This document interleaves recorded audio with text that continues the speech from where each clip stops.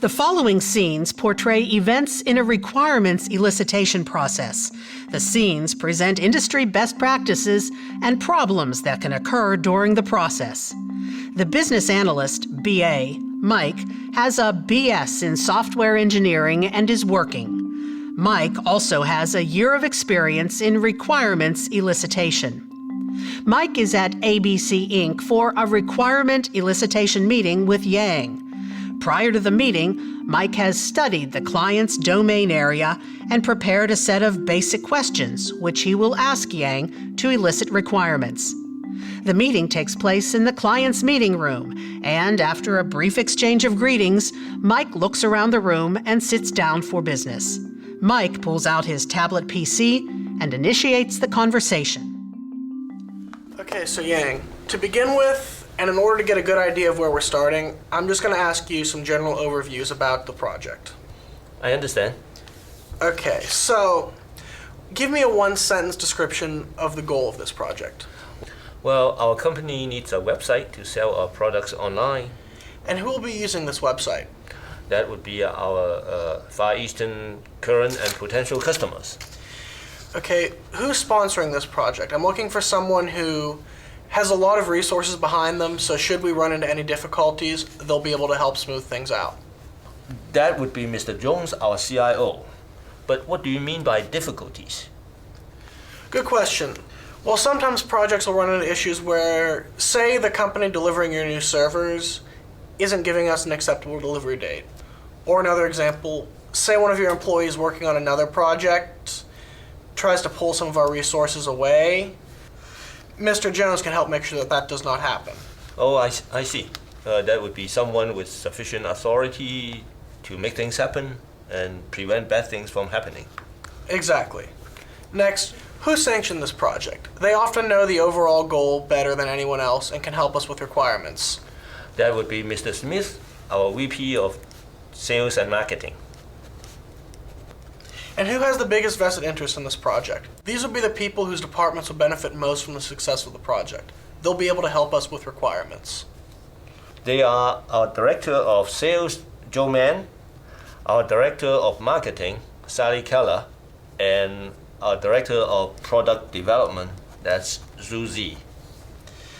Let's continue by identifying more people who could help with this project. I'm looking for people who have specific know-how from specific departments such as marketing, information technology, and sales. That would be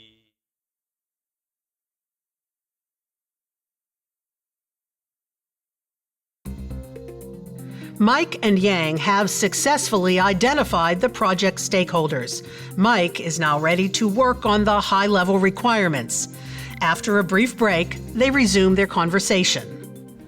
Okay, Yang, so from what you told me earlier, I understand that your company needs a website to sell its products and goods online. Am I correct? Yes. So if I make a statement that the ultimate gauge of success for this project would be for Far Eastern to have its own website to sell its entire product suite on the web, would that be an accurate statement? That's correct. Very good. Starting from there, we can now drill down on the major areas of your site. Think about it in this way. If you go to the web and you are visiting a site that you like, what do they have that you want to have on your site as well? Actually, I have it prepared. Here are our initial thoughts. 1, the ability to let the customers chat and have telephone customer support. 2, a secure login for customers to make purchases. 3, the ability to collect information for customer profile and all the purchase information for us to use that information in the future. 4, an online store to show off our whole product line with descriptions and everything, and nice pictures should be there too. And 5th, it would be nice to have the customer catalog available for download. And 6th, the website should have secure payment transactions. And 7, the customer should have different shipment options like next day, ground option, air shipment. And number 8, last but not least, company information like our history, our mission statement, our vision, and so on. Did I miss anything? No, that sounds like you have a solid foundation set up for me. Do you happen to have a hard copy of that prepared? I have it right here.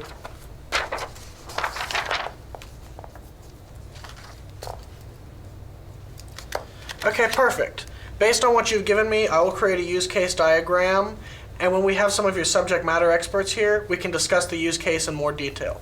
We'll need to understand things like what operations you need and what subsystems your website should work with. Do we really need the subject matter experts? I feel that I have enough information to provide you with all the details you need.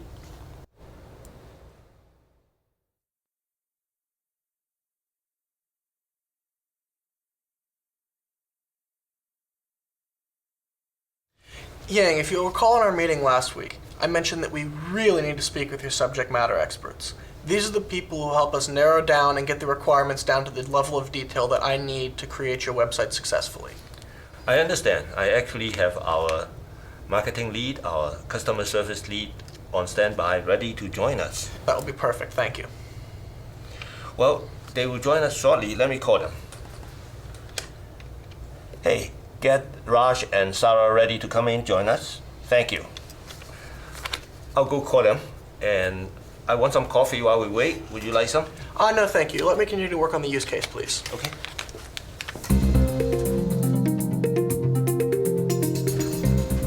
Hey, Mike, let me introduce you. Sarah, our marketing lead. Raj, our customer service lead. It's good to have you guys here. In my meetings with Yang previously, we've gone over some higher level functions of the website. Okay. However, I would now like to discuss with you guys a mock use case we have created. It is my understanding that customers on your website should be able to create and maintain a profile, search for products, browse a catalog, maintain a shopping cart, chat with a customer service representative if they need, review their orders, and check out. Sounds like you guys have everything pretty much covered here, but what I'm most curious about is the difference between the search and the browse case use cases, because they sound pretty similar to me. Well, the search feature is going to allow your customers to search for a product based on a specific quality of it, such as its name, its SKU, or its size. While the catalog is going to be a much more in-depth and detailed view of all your products laid out for the customers. So it seems we've taken care of the sales, but don't we need to think about returns? What happens if the customer... Raj, let's not complicate the process here. If the customers need to return something, they can just mail it to us with a short note. We'll refund them. Yang, I think Raj brings up a good point here. You cannot devoid your customers of certain features that they can easily find on other websites. Customers tend to relate to websites that find features that they like. If they don't see them, they might not come back to your website. We wouldn't want something like that to happen now, would we? So, if it's okay with everyone, I'm going to add the return function to the use case. Okay. We're good.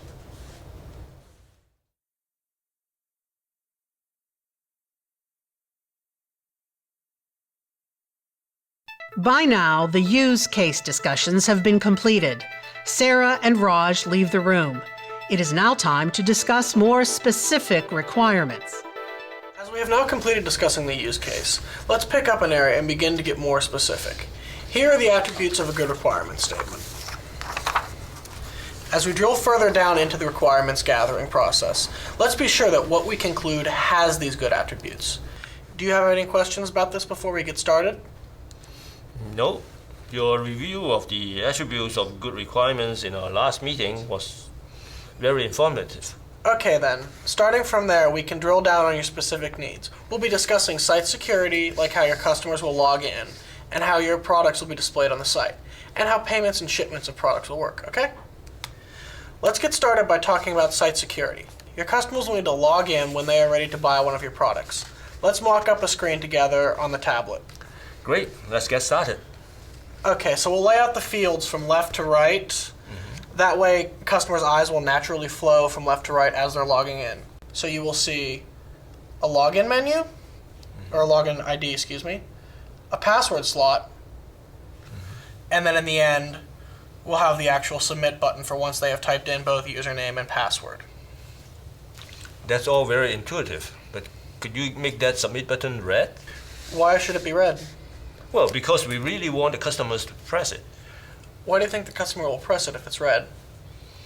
Well, it would stand out and make it more prominent on the web page. Well, what if the customer was colorblind? Good point. I didn't think of that. Maybe you can make the submit using bold text?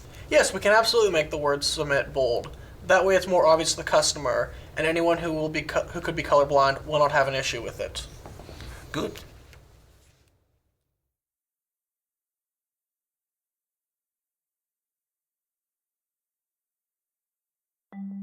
One simple area of requirements can precipitate a number of questions when discussing one input field on the login page in order to arrive at clarity.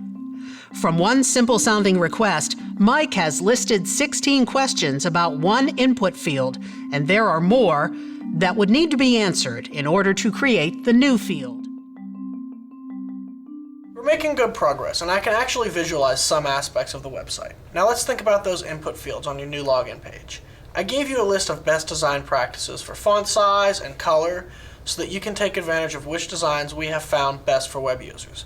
We have to keep in mind that you'll have people visiting your site from a variety of age groups and demographics. Yes, Far Eastern has products that do span a variety of age groups and demographics. I also have provided you a list of good security practices. You'll want to reference those when we discuss the characters a customer could use for their ID and password. Perfect. Which input field should we tackle first? Well, let's do the user ID input field first. Will you use the same requirements for the user experience when they first create a user ID? Yes, I usually have clients like you consider the design requirements around the most common user experiences, such as logging in. They do this often as opposed to creating their user IDs, which should be done as a one-time occurrence. Yes, that makes sense. What font size should the user ID field be? 12-point font. That makes good readability for various age groups. And what style should it be in? Well, Times New Roman, again, that provides good readability. What font color would you like to use? Black. Use the hex code #0000000 and use a correct shape. What is the cursor focus state when landing on the page? Well, the user ID field should have the focus when they land on that page. That should be the first field that they need to complete. The maximum input length for it, what should it be? 10 characters, And the min? 8 characters. What characters will the field accept? It should accept alpha, numeric, and symbols. What case will the alphas be? Mixed case should be allowed. Is the field mandatory? I know that sounds like kind of an obvious question, but I've found that misunderstandings can easily occur, so I try to make it very clear by sometimes asking the obvious. The field is mandatory. What error handling is used if the field is left blank when the customer clicks the login button? When the user clicks on the login button and the ID field is blank, render an error dialog box reading, "Please enter a valid user ID," and put focus on the user ID input field. And what error handling is used for an invalid entry? Use the same message. What field description is necessary? Please enter your user ID. What is the description size? 12-point, And what is the style? Times New Roman. What color should we make it? Well, use black, the hex code 000000, right? And correct shape. Where should the field description be located in conjunction with the input field? Just below the field and centered.